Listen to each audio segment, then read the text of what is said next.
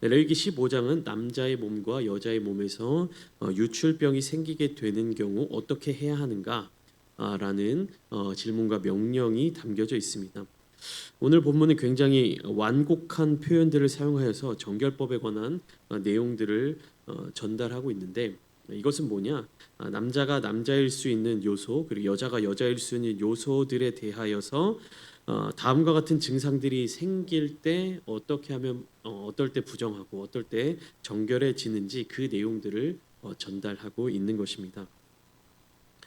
레위기의 정결 규례가 오늘날의 많은 성도들에게 있어서 좀 불편한 느낌이 들 수 있지만, 특별히 레위기 15장과 같은 본문은 더욱 더 낯설고 불편한 내용들이 담겨져 있을 수 있습니다. 그러나 그 근본에 흐르는 하나님의 정신은 분명히 나타나고 있습니다. 무엇이냐? 하나님의 백성인 이스라엘 공동체를 위하여서 나라고 하는 개인의 존재를 하나님께 어떻게 드릴 것인가. 제가 이렇게 설명드린 게 지금은 이해가 안 되실 수 있습니다. 그런데 무엇이냐? 개인보다 공동체를 추구하는 삶, 그리고 나의 사생활보다 하나님 앞에서 거룩한 삶, 그리고 하나님 중심의 질서를 요구하는 말씀입니다. 그러니까 오늘 본문 말씀이 굉장히 완곡하게 표현되어 있지만, 실제적으로 보면요, 굉장히 우리가 그 직접적인 표현으로 듣게 되면요, 굉장히 민망해질 수도 있는 그런 내용들이에요. 그러니까 무슨 말이냐? 오늘날로 따지면 뭐 비뇨기과에 가서 진단 받아야 될 어떤 내용들, 혹은 뭐 부인과에 가서 진단 받아야 될 어떤 내용들을 지금 하나님께서 정결법의 말씀을 통해서 레위기 15장 전체를 그러한 내용의 명령으로 주고 계신 것입니다. 출애굽 이후에 이스라엘 백성들은요, 생존 자체가 위협받는 그 광야 한복판에서 살아가고 있었습니다. 그래서 그들에게 가장 필요한 것은 뭐 개인의 자유로운 권리라든지 사생활이 보장되어 있는 그러한 삶이 아니라 하나님의 임재를 보호하는 공동체를 지켜 나가는 것이었습니다. 그 어떤 개인의 편의보다 하나님의 거룩함이 공동체의 중심에 있어야만 했다라는 것이죠. 그러니까 나의 개인적인 것, 사적인 것이 하나님의 질서 안에 들어오지 않으면 공동체 전체가 무너진다라는 것입니다. 간단하게 한번 보실까요? 15장 1절 2절 말씀을 보시면, 여호와께서 모세와 아론에게 말씀하여 이르시되 이스라엘 자손에게 말하여 이르라, 누구든지 그의 몸에 유출병이 있으면 그 유출병으로 말미암아 부정한 자라. 이렇게 1, 2절을 표현하고 있는데, 2절 말씀에 그의 몸에 유출병이 있으면이라는 표현이 실제적인 의미, 담겨져 있는 의미를 살펴보면, 남자의 어떤 생식기에 뭐 고름이라든지 뭐 어떤 이물질이 분비되거든 그 증상으로 말미암아 부정하게 되었다라는 의미예요. 그러니까 18절까지는 남자의 몸에서 나타나는, 그러니까 남자가 겪는 어떤 그런 유출병에 대한 내용이고요. 19절부터는 이제 여인의 유출병에 대한 이야기예요. 근데 여인의 유출병에 대해서는 우리가 신약 시대로 넘어와서 예수님의 옷자락을 만진 여인, 어떤 병을 앓고 있었습니까? 혈루병, 혈루증에 걸린 여인. 그러니까 피가 멈추지 않는 거예요. 피가 계속해서 하혈을 하는 겁니다. 그러니까 그런 내용이 지금 레위기 15장의 기록인 것입니다. 그러니까 되게 완곡한 표현들로 써 있지만, 실제적으로는 아까 말씀드렸다시피 오늘날의 비뇨기과라든지 산부인과에서 진단해야 될 그런 내용들에 대하여서 이야기하고 있는 것이에요. 그러니까 무엇입니까? 내 몸에 병이 있다고 하는 것 자체가 굉장히 부끄러운 일인데, 특별한 곳에 그런 어떤 특정한 병들이 생긴다는 것. 오늘날에도 그런 병들은 원인이 어디에서부터 시작되는 겁니까? 그러니까 위생과 어떤 청결과 정결함과 뭐 그런 부분에서 굉장히 그런 관련된 병들이 많이 생기잖아요. 그러니까 뭐 문란함과 뭐 그런 여러 가지 이유 원인들이 있죠. 그러니까 그런 모든 것들을 포함하여서 내가 나의 몸에 그러한 유출병이 생기거든 나 자신이 하나님 앞에 한번 바르게 서서 점검해 보라는 것입니다.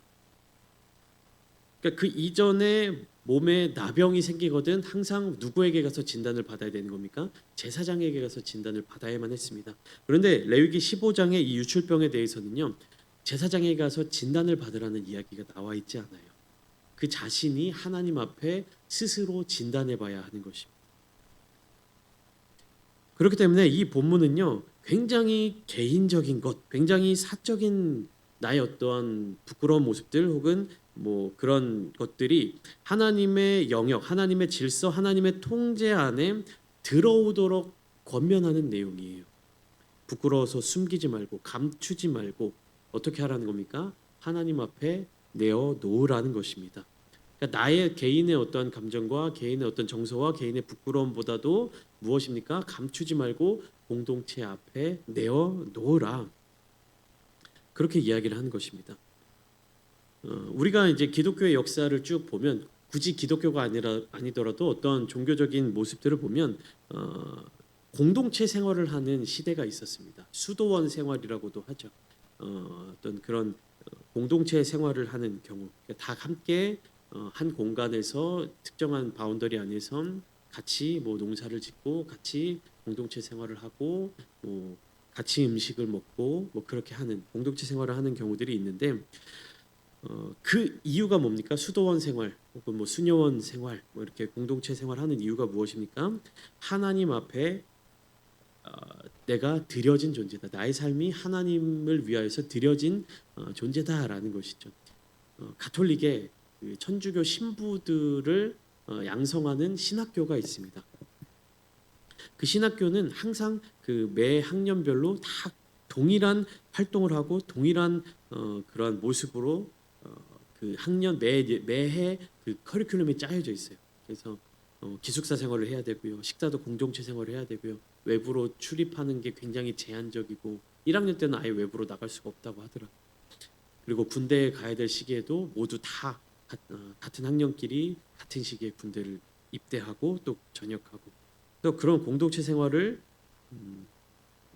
시작부터 끝까지 쭉 이어가는 그런 집단들도 있는데 그러나 어떤 이단이라든지 사이비 종교의 단체 생활은요 좀 달라요. 제가 지금 수도원, 수녀원 혹은 뭐 신앙적인 공동체 생활을 하는 사람들이 왜 그런 공동체 생활을 하느냐에 대해서 나의 삶을 하나님 앞에 드린다. 나의 개인적인 어떠한 모든 사적인 영역을 다 하나님의 뜻대로 살아가기로 나 자신을 드린다. 마치 어린 사무엘을 성전에 드렸던 한나와 엘가나의 마음처럼.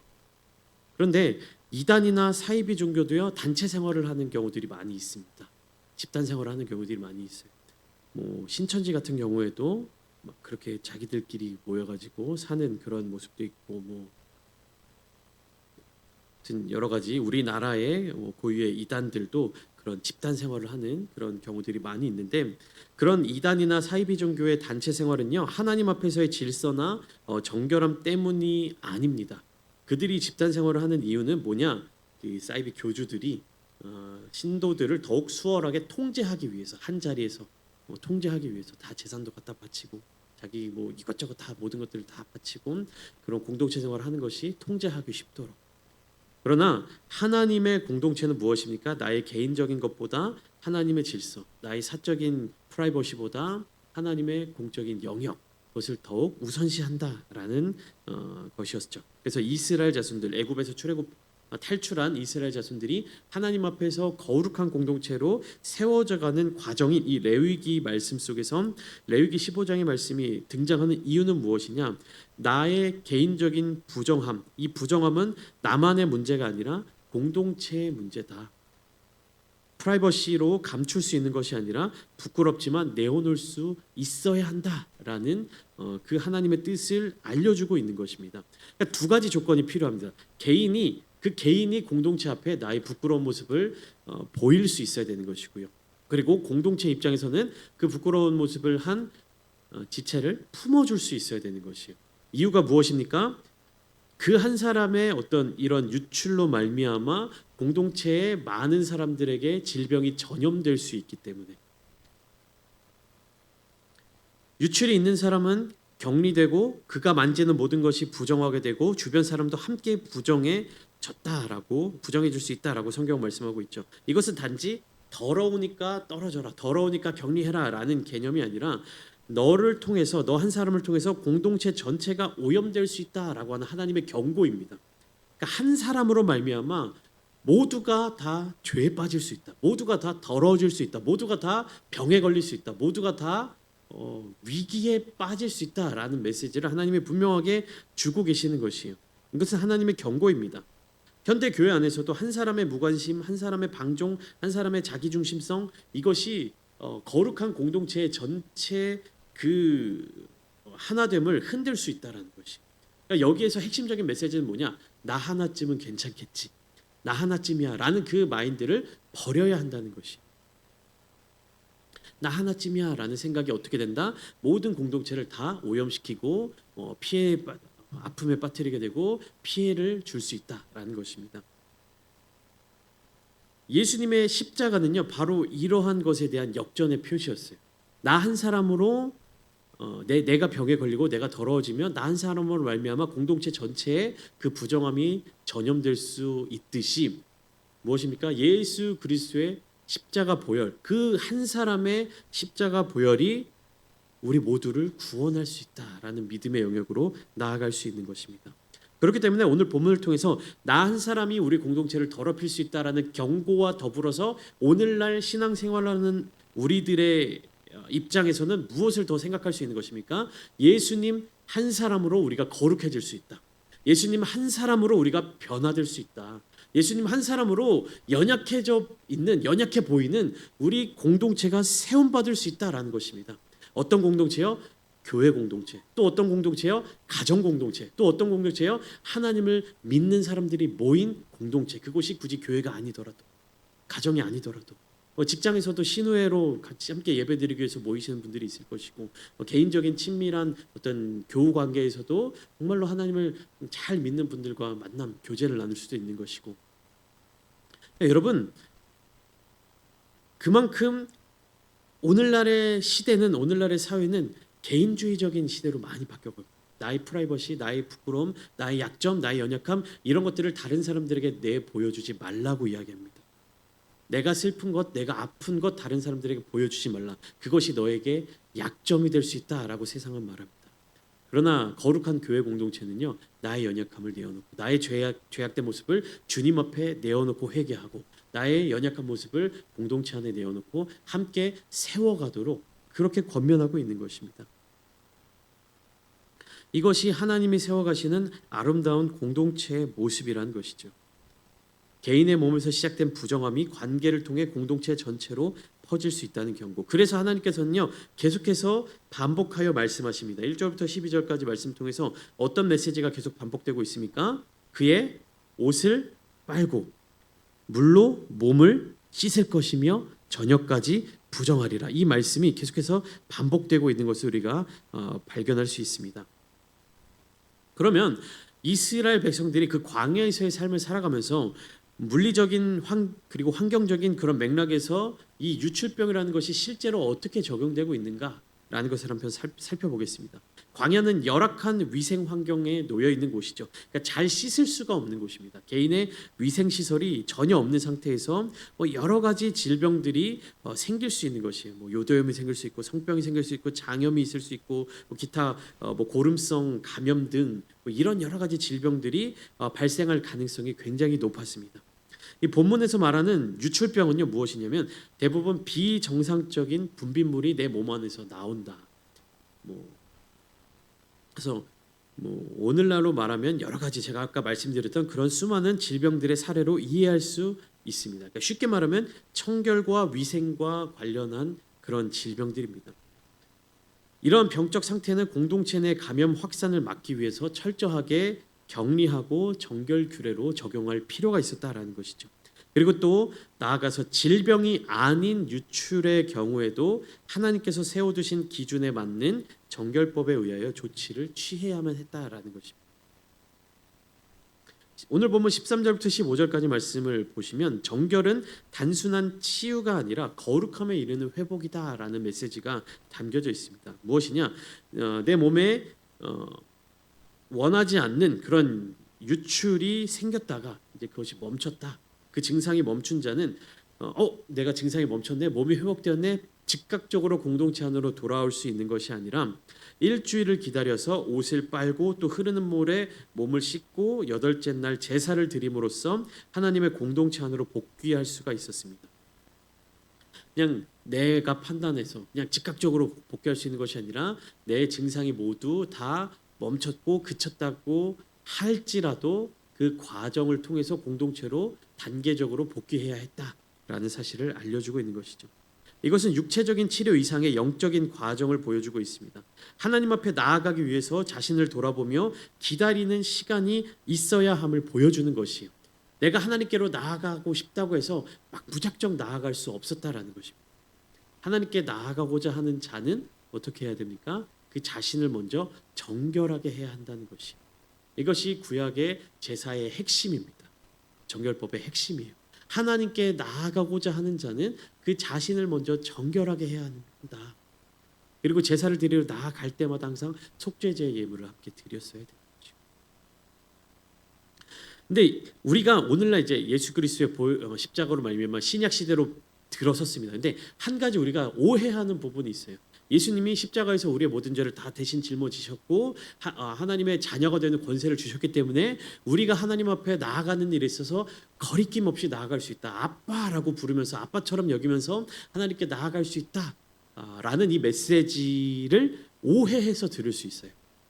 그러니까 무엇이냐면 하나님께 나아가는 자에 대해서 하나님이 막으시진 않으시지만 구약 시대와 같은 어떤 제사의 정결법의 규례를 따라야 되는 것은 아니지만 신약 시대에도 하나님께 나아가는 자는 반드시 그 하나님 앞에 조건을 충족해야 된다는 것이. 아무렇게나 하나님 앞에 나아갈 수 없다라는 것이. 그러니까 구약의 율법이 폐해졌다고 해서 구약 시대 모든 제사의 과정들이 사라졌다고 해서 신약 시대로 들어섰다고 해서 우리가 하나님께 나아갈 때 아무런 조건 없이 아무런 정결 예식 없이 아무런 감각 없이 나갈 수 있는 것이 아니라는 사실을 기억해야 된다는 것입니다. 이제 우리는요 구약의 그런 정결 예법이라든지 그런 과정들을 넘어서서 우리의 육체적인 정결함을 넘어서서 우리의 영적인 깨끗함을 유지하고 하나님께 나아가야 한다는 것입니다. 예수 그리스도를 나의 주로 영접하고 하나님께 나아가야 한다는 것입니다. 그리스도와 나와 예수와 나와의 관계를 올바르게 형성하지 못한 채 그저 하나님께 나아갈 수 없다라는 것이. 하나님께 나아갈 수 있도록 다리를 만들어 주신 그 길을 열어 주신 예수 그리스도를 통하여서 하나님께 나아가야 한다는 것입니다. 그럴 때 우리가 하나님을 아빠 아버지라고 부를 수 있는 것이. 여러분 거룩함은요 구약 시대에만 있는 것이 아닙니다. 성결함은요 구약 시대에만 남아 있는 명령이 아닙니다. 거룩함은 무엇이냐? 나를 회복시키는 능력임과 동시에 하나님께로 나아갈 수 있는 그런 상태로 내가 정돈되는 것입니다. 내가 그런 깨끗한 사람으로 거듭나야 하는 것입니다. 본문은 유출병에 걸린 사람들의 입장에서 기록되어 있지만 공동체에 남아있는 사람들, 기다리고 있는 사람들의 태도 또한 크게 다르지 않았을 것이에요. 하나님께서 이루신 공동체를 세우기 위해서 합력하여 선을 이루는 것, 그리고 함께 지어져 가는 것의 의미를 깨달아야만 하는 것입니다. 그렇다면 하나님께서는 왜 이렇게 이스라엘 자손들에게 정결함을 강조하셨는가? 그것은 이스라엘 자손들이 이제 들어가야 할 가나안 땅의 문화와 밀접한 연관이 있습니다. 그러니까 가나안 땅에 이미 이방 종교들이 있었죠. 그 자리에 이방 사람들이 터전을 머물고 가나안 원주민들이 터를 잡고 살아가고 있었고 그들이 섬기는 신들이 다 있었습니다. 근데 가나안 땅의 종교는요 대부분 어떠한 특징을 가지고 있었냐? 이 성적인 문란함과 연결이 되어 있었습니다.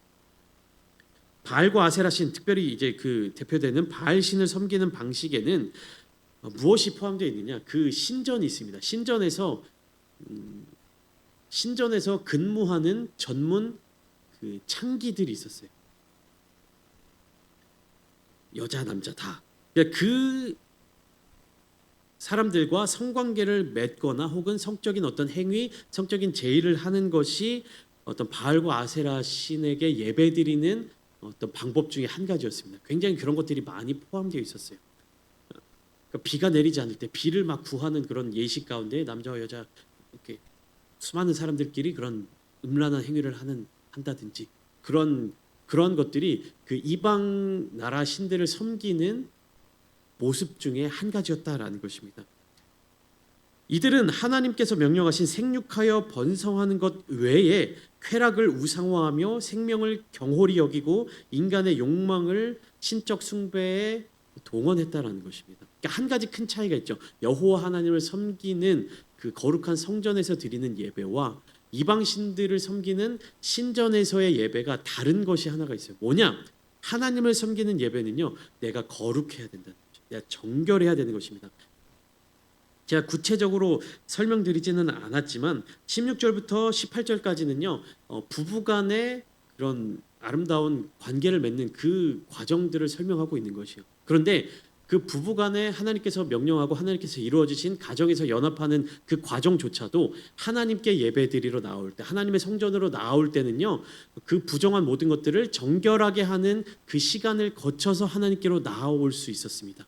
하나님의 성전에 하나님을 섬기는 하나님께 예배드리는 그 성전으로 나아갈 때는요 반드시 그 부부간의 관계에 있어서도 굉장히 그 하나님의 명령하신 법칙을 따르고 그 기준대로 정결함을 받은 후에 하나님께 나아갈 수 있었어요. 근데 이방 신들을 섬기는 그 신전들의 특징은 무엇입니까? 거룩이고 뭐가 없어요. 그냥 그 신전에서 모든 그런 음란한 행위들을 하는 것이요. 그것이 신들을 잘 섬기는 것이다라고 이야기를 하고 있는 것입니다. 곰곰이 생각해 보십시오. 그게 정말로 신이 있다면, 정말 그 신들이 있다면 그게 신을 위한 행위이겠습니까? 너무나도 인간의 쾌락과 인간의 어떤 욕심과 인간의 어떤 즐거움의 극단적인 모습들 아닙니까? 인간의 만족과 인간의 쾌락과 인간의 즐거움을 위해서 무엇으로 계속 변질시키는 겁니까? 신을 섬기는 예배다라는 것으로 바꿔나가고 있는 것이요. 세상의 수많은 우상들이, 세상의 수많은 이방신들이 그러한 것들이 신을 섬기는 모습이다라는 것으로 계속해서 유혹하고 합리화시키고 정당화를 시킵니다. 그러한 가나안 땅 원주민들의 문화를 이스라엘 자손들이 계속해서 거절하지 못하고 조금씩 흡수해 나가면서 하나님의 거룩한 백성이어야 하는 이스라엘 자손들조차도 그런 음란하고 더럽고 부정한 모습으로 빠져들기 시작했다라는 것입니다. 사랑하는 성도 여러분, 오늘날에 우리 그리스도인들이 신앙생활을 하는 그 과정 가운데 하나님이 명령하신 부분들, 하나님이 반드시 지키라고 하신 것들, 그리고 하나님께서 기뻐하시는 모습들이 있습니다. 그런데 우리 생각에, 우리 기준에, 우리 판단에 우리가 스스로 생각할 때 하나님이 이걸 좋아하실 거야, 우리가 스스로 생각할 때 이렇게 예배드리는 걸 좋아하실 거야 라는 인간적인 판단이 들어가 있는 경우들이 종종 있습니다. 하나님이 기뻐하실 거다라는 그 이면에 가운데 누구의 만족이 있다? 인간의 만족이 포함되어 있을 수 있다는 것입니다.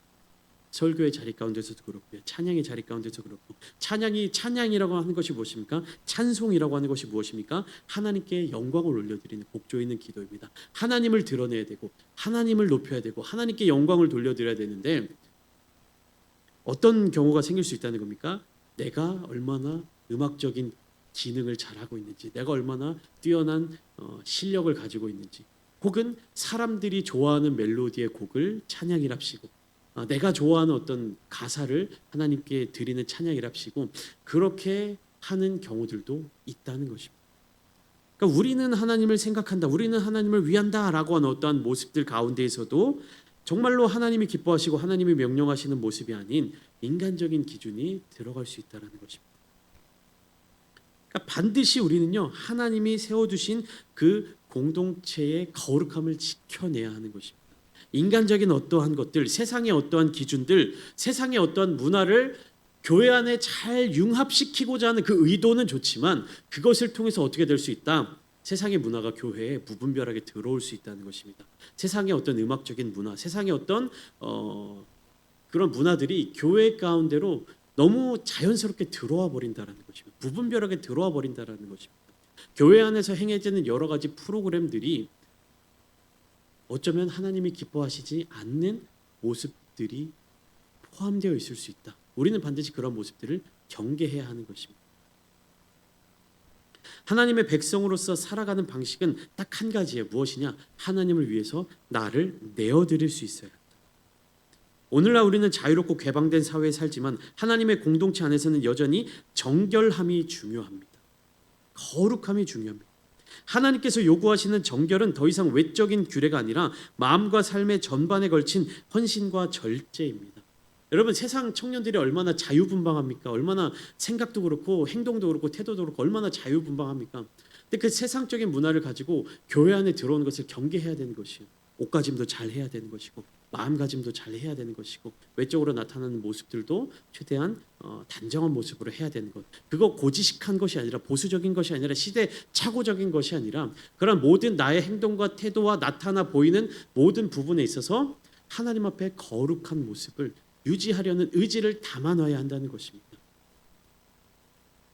하나님의 공동체는 자기를 절제한 사람들, 자기의 자유를 들여서 거룩한 삶을 택한 사람들, 내가 아니라 하나님이 주인 되심을 인정하는 사람들을 통하여 세워집니다. 여러분, 나를 내어드리는 삶이 곧 하나님 나라의 공동체를 세우는 길입니다. 나를 드리지 않는다면 온전한 거룩함을 이룰 수 없습니다. 나의 부끄러움, 나의 사적인, 나의 프라이버시, 나의 개인적인, 여러분들의 삶의 자리 가운데서도 얼마나 개인적인 그런 것들이 많이 있습니까? 목사에게도 말할 수 없는, 가까운 지인에게도 말할 수 없는, 교회 안에서 터놓고 이야기할 수 없는 것들이 얼마나 많이 있습니까? 그러나 하나님 앞에 내어놓아야 하는 것이고요. 거룩한 공동체 안에서 혹여나 내가 나의 판단으로 이것이 하나님 앞에 옳은 모습인지 그른 모습인지 스스로 판단할 수 없는 부분들, 겸손한 마음으로 공동체의 자리 가운데 나와야 하는 것이고요.